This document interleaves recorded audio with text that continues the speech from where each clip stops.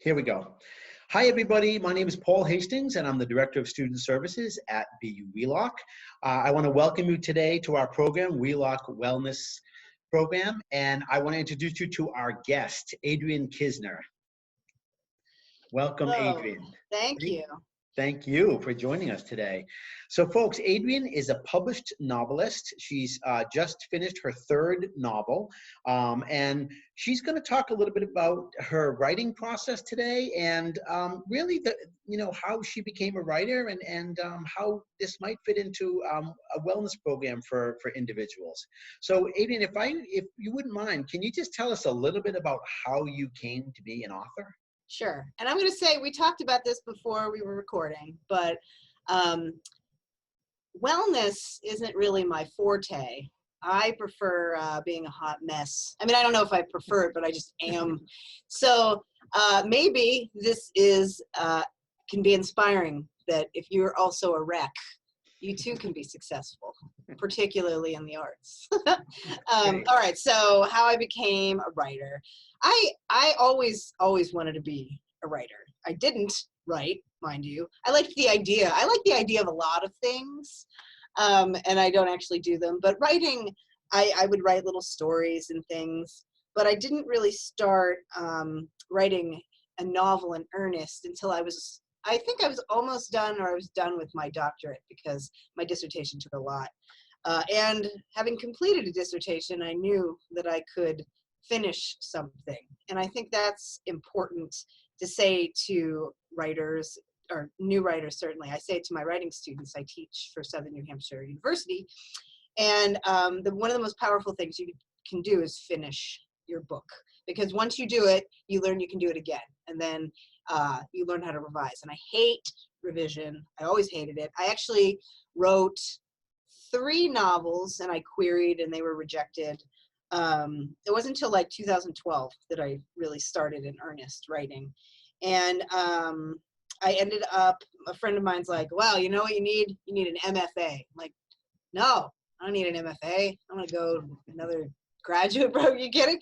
But then she's like, no, you should apply. So I'm like, all right, fine. I'll apply if you apply. And then I don't know if either one of us were really serious, but then we're like driving up to Vermont to our first residency. And I'm like, well, how'd this happen? This is not what I intended. But you know what? While there, I found a really great community, and someone made me revise. And I think that really turned the corner on my process, because book 4 was the one, the 4th novel that I wrote was my debut, Dear Rachel Maddow. And yeah, now, I don't know, no 2 novels are the same. So some have been harder to write. But yeah, I just sort of, one day, that's kind of how I operate. One day a switch flips in my brain, and I'm like, all right, let's do this thing. And then I do the thing. Yeah, there you go. How has becoming a published novelist changed you as a writer? Like you said, you were writing before. A friend of yours suggested the MFA program in Vermont. You embarked on that. Then you after some amount of time, you got your first novel published. How has your writing changed, or the process changed for you since all that happened? You know, I have deadlines now. Before I was just doing whatever I wanted, whenever I wanted, and I was thoroughly convinced no one was going to read what I was writing. So I might as well write whatever I want. When I wrote Dear Rachel Maddow, I asked my friend, I was like, oh, should I change her? Because it's kind of an homage to Dear Mr. Henshaw by Beverly Cleary, who's 104, might I ask. She's still alive. Wow. Yeah, I know, right? And my friend's like, you should do whatever inspires you. And I took that to mean, yeah, no one's ever gonna write. Who cares? I can write it to whoever I want. That escalated more than I thought it would. So I guess it worked out. But now I'm a little bit more aware. No, I'm aware of, well, is this gonna sell? Is this I have to have this done in a certain amount of time. Although I had, after my third book that comes out in August, I wanted to write this crazy circus book there's like a love quadrangle. It's not really my my usual genre of like socially involved, YA. And my agent, my literary agent, is like, what are you doing? I'm like, I'm doing whatever I want, lady. And she's like, no, but I still wrote it because I really enjoyed it. I really enjoyed doing that. And nowadays, what am I doing? I don't know. I'm playing a lot of Animal Crossing now. That's my creative process now. Is as being a published author, I find it valuable to not write. That's not true. What does that mean when you say that? When you say I'm finding It's a value? lie. It's a lie I tell myself to get through the day. I'm like, I can't. I don't know.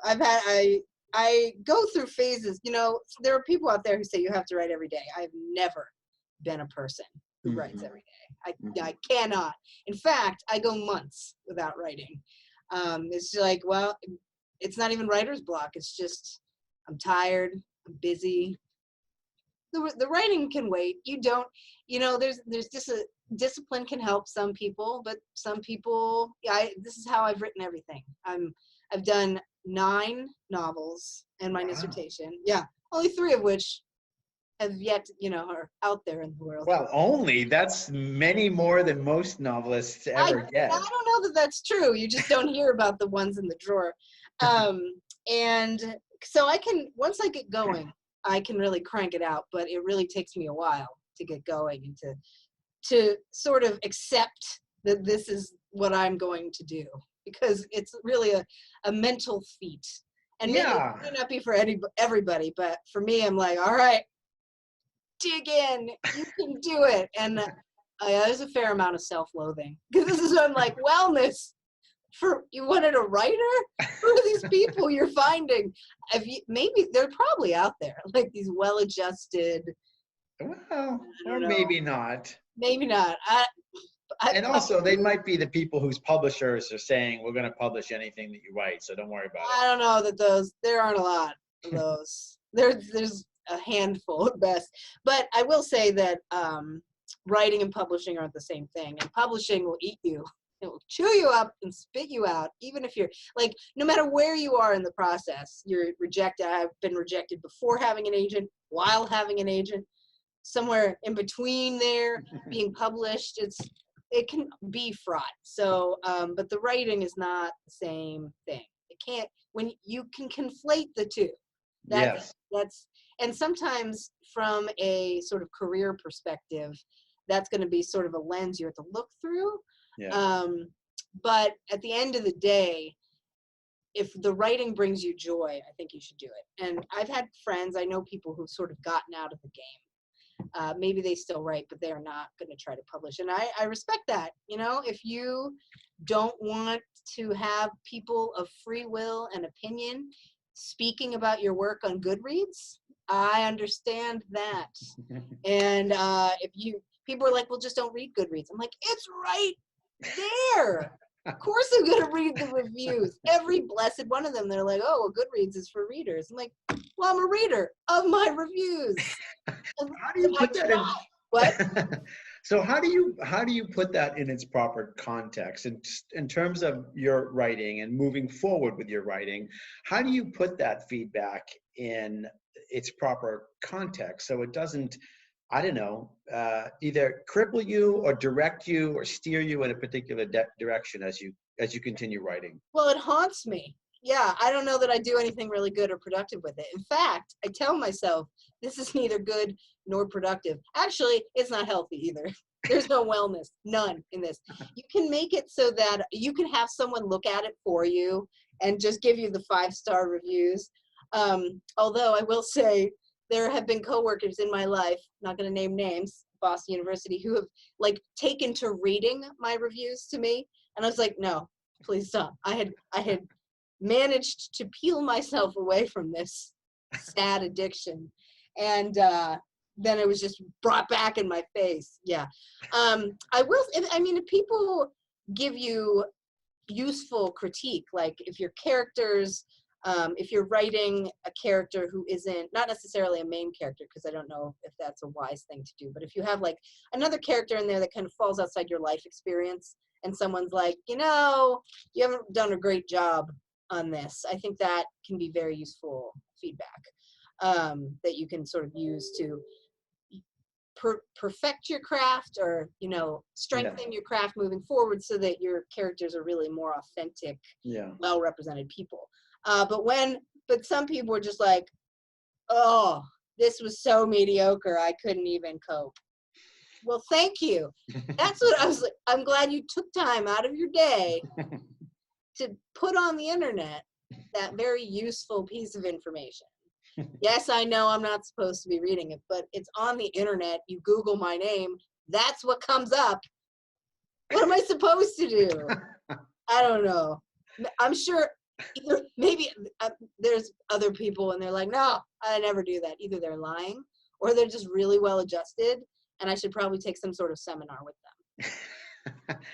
They should be on wellness. There you go. Right, exactly. We'll have to record that one for posterity. Exactly. Yeah, get their perspective.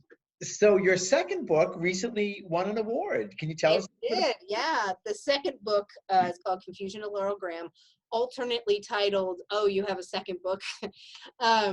It's about a girl, Laurel, who is a very avid birder and nature photographer, and she wants to be like the best. She wants to be, David Allen Sibley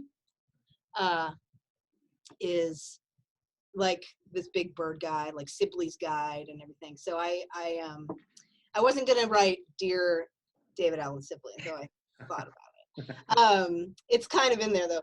And her guy is Brian Michael Warbley, and so she's like obsessed with him, and she's always quoting. And he's fictional, but might be a smidgen based on a three man, but not his books. I just made it up entirely. And my own. And she's a good bird. I'm a terrible bird watcher. I can't identify, like I do it in earnest, right? I do it a fair amount, and I can identify maybe 4 birds and 1 bird call. And yeah, I'm like, that's a nuthatch. I can say that. I'm like, yes. So Laurel, all my characters are better and braver than I am. And her beloved grandmother's in an accident, and so she kind of has some magical thinking happening, that there's this bird call, and she thinks maybe it's her grandmother, and so she goes on this quest to find out who this bird is. And it's based on, I would sit at the bus stop waiting for my kids back at former Wheelock College, and I'd sit there and I'd be like, for a long time, because the school bus tracker sometimes works and sometimes didn't, and there was a bird that I was like, what is that call? What is that? And like I could never find him, and I was like, well, what if there was a character who had to find out what a call was before something? And that's sort of where that story was born. And there's a lovely award for environmental fiction. Yeah. And there's not actually a lot of environmental YA. Most of the things that you see are usually dystopian or like approaching dystopian, because it's like cautionary tales about the environment. So I was really surprised they picked my, swearing little birder. Wow. Yeah. So and I was so pleased. Does that change as you think about your identity now that you have this award? Does that change your identity as an author? You're an award-winning author now.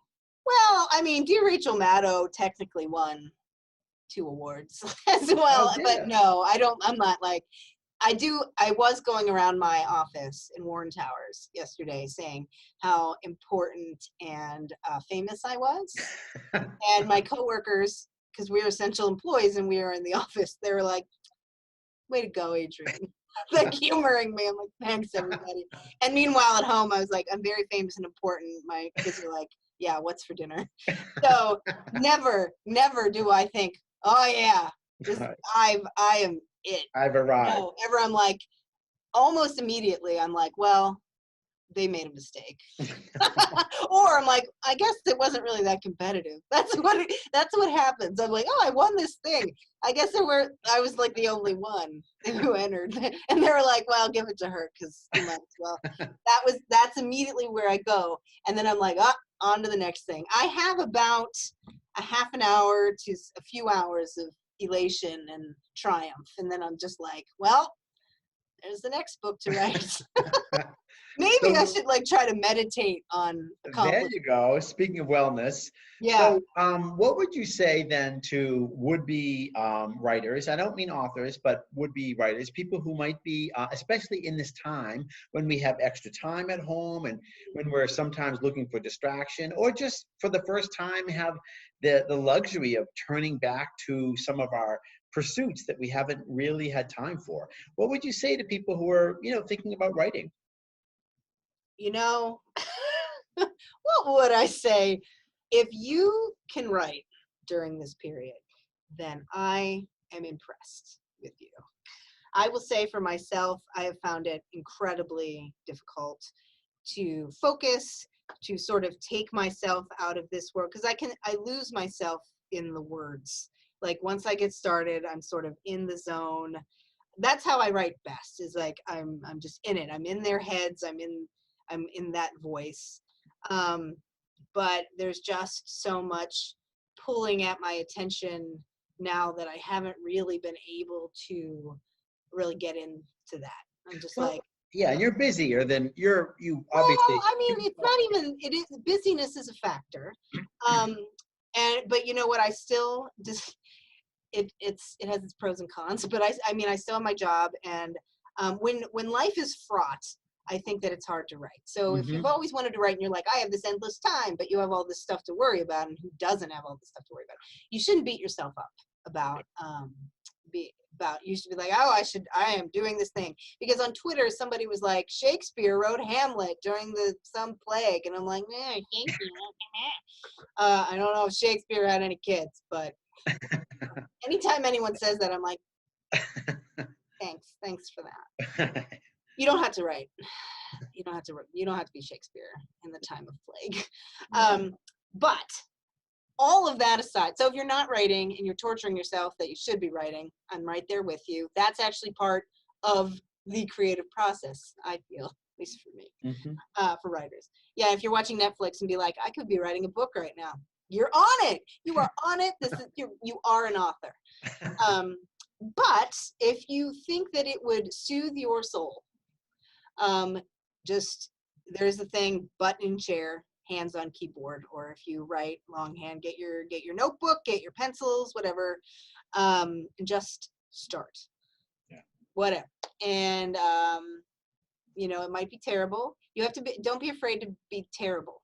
Your first draft should be terrible, and if it's not, again, you should have that person on your show. We'll find that person next.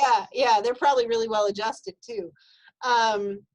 Yeah, just do it. Just if it's poetry, if it's don't feel like it has to be perfect. Perfection is sort of the death of finishing, I find, because you just keep going back and back. Write down your thoughts, write down your day, write down ideas, funny things people around you say, because this won't last forever, I think. Yeah. Right. Assuming it doesn't, you keep record of this, and then you might have the mental space. What you could use this time for is sort of jotting things down and getting in the practice of being aware of things that might serve a story or memoir or poetry. And if you write that down now, when you have the mental space to sort of use craft to flesh it out, then you'll have something. But don't, you have permission. I am giving you permission to pursue this creative thing. If that's what you need, if you have time, even if it's terrible, do it. Because I think that, it might bring you some joy in these times. And if if you got laid off and you hate your boss and you want to kill them off in fiction, not in real life, maybe change their name, you know, there can be catharsis in the creative process, because my dark little circus book really brought me a lot of joy. Is it finished? Oh yeah, I finished it. Did I tell you about it? I think you did a little bit, yeah. I just call it Death Circus. Like, it had another title. I'm like, yes, it needs to be revised because it's a hot mess. But it really was a lot of fun for me to write. Yeah. So yeah, and that's the last book I finished. I have a middle grade that I'm in theory revising. I have managed to open the document on my computer. It's based on my kids who live in the dorm. And yeah, maybe I can revise that too, because it is also I have a lot of drafts that are great. Yeah. Yeah. So I can always go back to them. I was going to try to write something new. That did not go well. Yeah. Yeah. But one day. Yes. There you go. There you go. In the fullness of time. Exactly. Well, thank you so much. So Adrienne Kisner, author of 3 novels. Dear Rachel Maddow was her first. The second one was for, well, tell me about the awards that Dear Rachel Maddow won, by the way. Dear Rachel Maddow won the the Penn New England Susan P. Bloom Discovery Award. It was for unpublished manuscripts. So it won that, and then it won the International Literacy Association's Children and Young Adult Book Award for Young Adult Fiction. Okay. Yeah. Excellent. And Laurel Graham. And, you know, that one was on a bunch of lists. I'm grateful that people read that. Thank you, people out there. And Confusion of Laurel Graham won the Green Earth Book Award. Excellent. And your latest novel is coming out in, what'd you say? August. It was originally June, but it was bumped back. I don't know why. It's just something's going on out there. Yeah, something. Oh, I don't know. It's called 6 Angry Girls. And tell us a little bit about that one. It's a dual POV. There's the 2 main characters are Millie and Raina. And Raina is dumped by her boyfriend and sort of is like, what am I even doing with my life? She's really into theater. She's like, do I even like theater? And Millie is kind of thrown off the mock trial team. So both of them meet, and Raina gives Millie the idea to start her own mock trial team. And so Raina is recruited onto this. Also, trying to get over this breakup, Raina starts knitting and gets into like political knitting activism. Another important ensues. Another important creative outlet, by the way. Yeah, I'm also a terrible knitter. Most of the things I'm bad at, I try to put in books, and I'm bad at so many things. So it's not always right about what you know. Right. Well, I mean, I sort of know it. I just don't really do it well. Like, I don't execute it. I know things about it, like one of the reviews that I totally read about the bird book was like, this does not represent birding. She doesn't have the flight patterns right, or the feeding, and it's like, that might be true, but it really is based on sort of my experience as a birder, like birds appearing places where you wouldn't expect them, or trying to get birds on a life list. And I was like, oh, I'm doing my life wrong. Like, when someone like criticizes something that's like from me, I'm like, oh, as a person, I am wrong. And this is why you should not. Here's a wellness tip: never ever read reviews of your work. But I understand if you do, because they are readily available.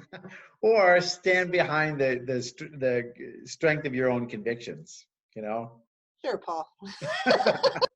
Once you get them down on paper. Yeah. Yep, totally. Oh, that's great. Well, we really, really appreciate you talking to us today about your writing, about your process, about how you came to this place, and congratulations on Well, first of all, the publication of your newest book, Six Angry Girls. Congratulations on the award that you just won for the Confusion of Laurel Graham. Super awesome. And congratulations for the awards that I didn't know you won for Dear Rachel Maddow. Thanks, I appreciate that. Well, we would love to have you when life gets back to some semblance of normalcy, whenever that might happen. We'd love to have you come actually to our campus, to our building, and maybe do a reading at some point, if you wouldn't mind, at some event in the fall. I mean, it's like 2 blocks down. That's right, exactly. I mean, I could go there right now, actually, because I live on campus, and I can start reading from something right now. Yeah. Sadly, there's no one there to enjoy it. If you want to keep people 6 feet away from you, you start reading out loud from your book with no warning. Done. Social. No, that's not true. That's not true. Totally true. 100%. No, we would love to welcome you to our space when we get back. All right. In the meantime, thank you again. We're so lucky to have you here today, and good luck with your continued writing. And we're anxious to hear what the next book is going to be, the circus book. Well, I mean, I don't know if that one's going to be out in the world. I don't know what's going to be out in the world. You know, I have another one. My other book that's more in line with what I do is called Time Card, and it's about a girl who sort of gets a job at a big box store, and it becomes a union organizer. Oh. She's also a poet as well. Yeah. Oh, cool. I have like 6 pages of that, so that's we're in the gestation phase where I play a lot of Animal Crossing. Nice, excellent. All right, well, good luck with that. Thanks. All right, thanks again for joining us, and you have a great day, and we'll see you soon. Thank you. Bye. Bye.